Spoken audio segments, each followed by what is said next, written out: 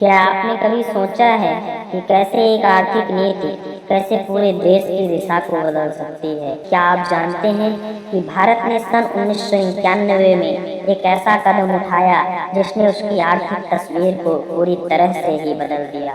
सन 1991 की कहानी एक ऐसा दौर जब देश ने अपनी अर्थव्यवस्था को नई दिशा दी और पूरी दुनिया को चौंका दिया। यह कहानी है उस ऐतिहासिक पल की जब भारत ने एक नए आर्थिक युग में प्रवेश किया और अपने भविष्य की राह को नया आकार दिया। सन 1991 में भारत की आर्थिक स्थिति अत्यंत गंभीर थी। भारतीय रुपया लगातार घट रहा था और विदेशी मुद्रा का भंडार बेहद कम हो रहा था।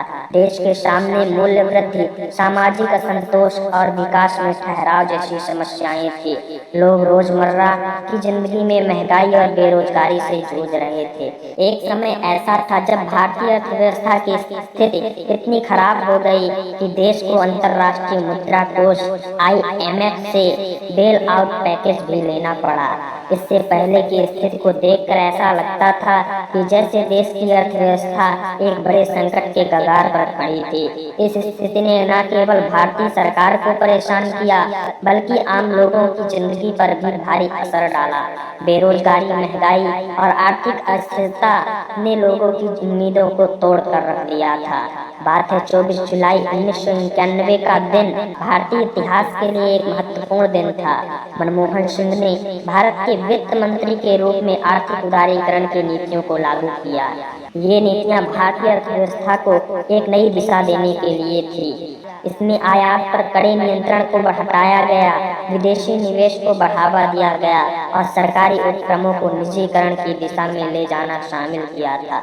लाइसेंस राज की समाप्ति और निजीकरण के साथ साथ आर्थिक क्षेत्र में प्रतिस्पर्धा को बढ़ावा दिया गया।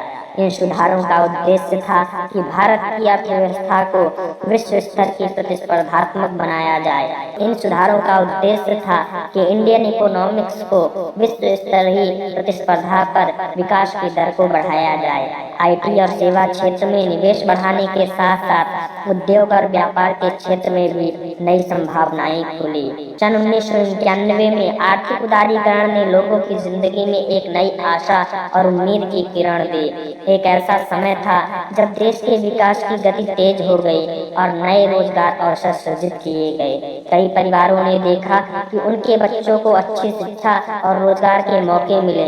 स्वतंत्र उद्यमिता और प्रवेश की बढ़ती संभावना ने लोगों को एक नई दिशा दी। लोगों ने महसूस किया कि अब वे अंतर्राष्ट्रीय बाजार में भी अपनी पहचान बना सकते हैं और वैश्विक स्तर पर प्रतिस्पर्धा कर सकते हैं। इस बदलाव ने न केवल आर्थिक स्थिरता प्रदान की बल्कि समाज में एक सकारात्मक बदलाव भी लाया। आर्थिक उदारीकरण की शुरुआत ने तत्काल प्रभाव नहीं दिखाया। धीरे धीरे इसके लाभ प्रकट होने लगे।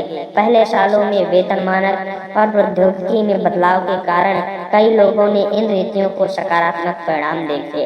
IT और सेवा के क्षेत्र में क्रांति आई और महान ने और भारत ने सॉफ्टवेयर विकास और आउटसोर्सिंग के क्षेत्र में वैश्विक पहचान प्राप्त की।